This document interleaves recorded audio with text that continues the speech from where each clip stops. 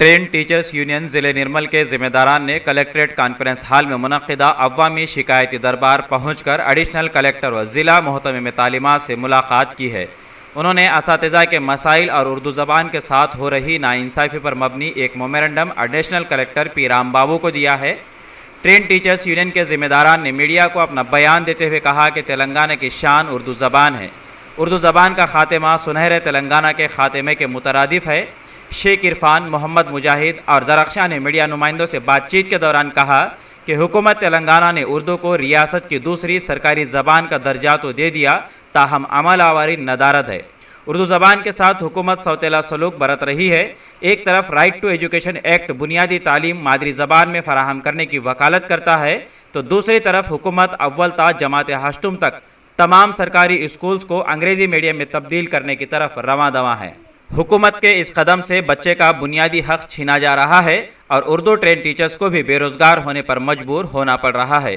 उन्होंने साबिक में हुए DSC और TRT इम्तिहानात का हवाला देते हुए कहा कि रोस्टर के नाम पर मुख्तलिफ अजला में सैकड़ों जायदादें महफूज कर ली गई हैं। उन्हें डी रिज़र्व नहीं किया गया, जिसकी वजह से न सिर्फ उर्दू असातिज़ा का नुकसान हो रहा है बल्कि स्कूल्स में खिदमात अंजाम देने वाले टीचर्स की तादाद कम होती जा रही है, जिसका मनफी असर तलबा के नए दाखिलों पर पड़ रहा है और फिर स्कूल्स में तलबा की तादाद की कमी का बहाना बनाकर उन स्कूल्स को बंद भी कर दिया जा रहा है। उन्होंने हुकूमत तेलंगाना से पुरजोर अपील की है कि वो स्पेशल उर्दू DSC का इनेकाद अमल में लाएँ और उर्दू ज़बान के साथ इंसाफ करें।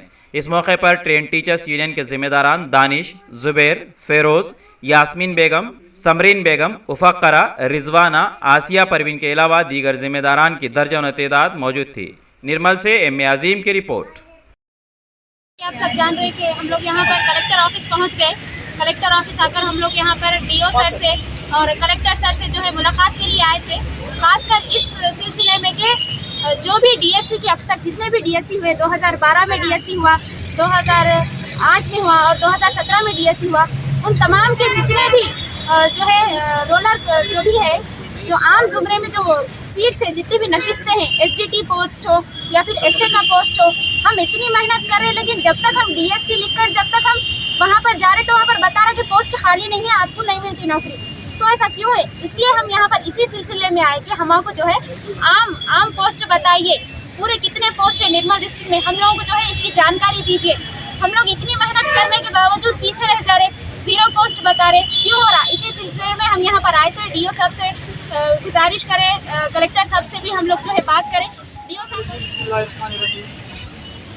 अभी आपके सामने जो मजमुआ नज़र आ रहा, ये ज़िले निर्मल के बेरोज़गार ट्रेन टीचर्स है जो अपने मुतालबात को लेकर डिस्ट्रिक्ट एजुकेशन ऑफिसर और ज़िले के कलेक्टर के पास अपनी कुछ सिफारिशात लेकर के आए हैं।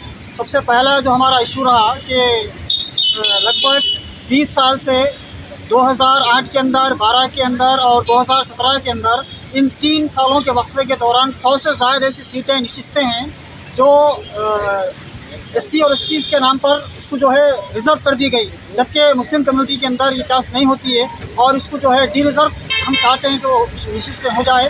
तो उससे ये होगा कि 100 से ज़्यादा नशिस्तें असातिज़ा की भर्ती हो सकती है। दूसरा सबसे अहम इशू है कि निर्मल डिस्ट्रिक्ट के अंदर 10 से ज़्यादा ऐसे स्कूल्स हैं जो क्लोज़ कर दिए गए। हालांकि गांव के अंदर बच्चे मौजूद हैं, उन बच्चों को जो है बहला फुसला करके इंग्लिश मीडियम और तेलुगु मीडियम के अंदर एडमिशन करा दिया गया, जिसकी वजह से वो स्कूल्स को बंद कर दिया गया। अगर वो 10 स्कूल रीओपन होते हैं तो उसका नतीजा ये होगा कि वो 10 नशिस्तें DSC के अंदर बताई जाएगी। उसके अलावा सबसे बड़ा जो इशू सब हम सुनने में आ रहा कि टेट के पर्चे के अंदर उर्दू मीडियम के साथ सरासर नाइंसाफ़ी हुई। ख़ासतौर पर रियाजी के पर्चे, रियाजी के सेक्शन के अंदर SJT का पेपर फर्स्ट को 6 तक होता है, हिसाब भी वही है। डिफ़िकल्टी लेवल आप बोल रहे हैं कि 10 तक होता है, लेकिन पूरा का पूरा पर्चा अगर आप 10 का डिफ़िकल्टी लेवल बना देंगे तो फिर SJT क्या मायने पर है? स्कूल असिस्टेंट और SJT कॉमन कर दिया जाए। ट्रांसलेट के अंदर देखा जाए गलतियां हैं, इंग्लिश का सवाल एक है, उर्दू का सवाल एक है, सवालात के अंदर भी बहुत सारी गलतियां पाई गई है। हम अदबन इस बात का मुतालबा करते हैं TSPC के, वो इसका जायज़ा ले, उर्दू मीडियम का, उर्दू के सवाली पर्चे के लेवल का जायज़ा ले कि इंग्लिश मीडियम और तेलुगु मीडियम के पर्चे का लेवल क्या है और उर्दू मीडियम के पर्चे का लेवल क्या है, उसका मवाजना करे, कमेटी बिठाए और उसका जायज़ा ले जायज़ा लेकर के कम से कम 15 से ज़्यादा नशानात जो है उर्दू मीडियम को मखसूस नशानात जो है उसको जो है जारी किए जाए।